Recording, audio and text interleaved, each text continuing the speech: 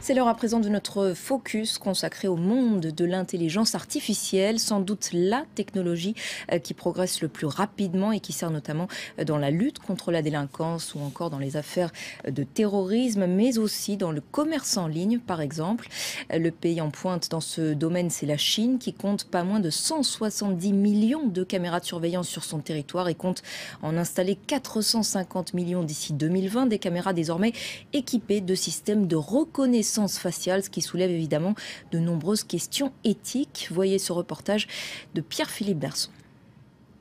Le Temple du Ciel, l'un des monuments emblématiques de Pékin, en passe d'être concurrencé par une nouvelle attraction.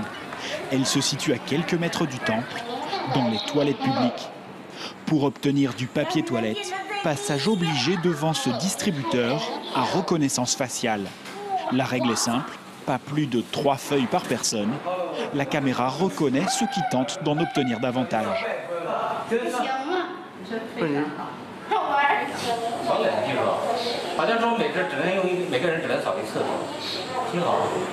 Installé en mars dernier à titre expérimental, ce type de distributeur pourrait être généralisé.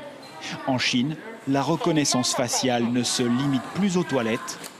À l'université aussi, cette technologie gagne du terrain. Dans les dortoirs pour filles de la faculté de Pékin, plus besoin de clé. La porte s'ouvre après analyse du visage par la caméra. Dans quelques mois, tous les logements sur le campus seront équipés de ce procédé qui ne soulève pas la moindre critique chez les étudiantes. C'est plus sûr. Les inconnus ne peuvent pas rentrer. Ce n'est pas un cauchemar de science-fiction. C'est tout simplement un progrès. La technologie améliore nos vies. La reconnaissance faciale envahit désormais la vie des Chinois. Le secteur est en pleine expansion, plus 15% par an. Et d'ici 2020, les ventes devraient dépasser les 6 milliards d'euros. L'entreprise baptisée Face++ est l'un des leaders sur le marché chinois.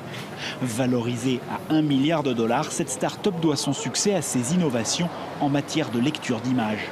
Sur ces écrans, on peut voir que tous les visages sont scannés en temps réel. Grâce à ces lignes que vous voyez en surimpression sur mon visage, la caméra peut me reconnaître, même de profil, et jusqu'à 30 degrés en rotation sur la gauche ou sur la droite et 15 degrés de bas en haut. Chez Face++, tous les salariés ont donné leur empreinte faciale. Des caméras filment et enregistrent leurs moindres mouvements. L'entreprise se spécialise sur la sécurité, un secteur florissant. La Chine compte 170 millions de caméras de surveillance et devrait en installer 450 millions supplémentaires d'ici 2020. On peut désormais convertir une vidéo comme celle-ci en source d'information pour la police. Ici, par exemple, on peut connaître en temps réel l'emplacement précis de cet homme qui est un criminel en fuite. D'autres pays disposent de technologies similaires, notamment les États-Unis. Mais la Chine est le premier pays à vraiment la mettre en œuvre. Dans un pays autoritaire comme la Chine, personne ne critique publiquement cette surveillance à outrance. Pas une voix ne s'élève pour la protection des données personnelles. Seul un artiste s'interroge sur cette omniprésence de la vidéo. Xu Bing est plasticien et cinéaste. Il a réalisé le film Dragonfly Eyes, ou les yeux de la libellule, uniquement à partir d'images de caméras surveillance. Il n'y a pas d'acteurs, seulement des anonymes filmés à leur insu. La ressemblance physique entre certaines personnes permet à Xu Bing d'identifier des personnages et de construire un scénario. L'artiste a récupéré ces images de caméras de surveillance disponibles sur Internet. En Chine, des centaines de sites diffusent ce type de vidéos. Il a compilé plus de 7000 heures de bande.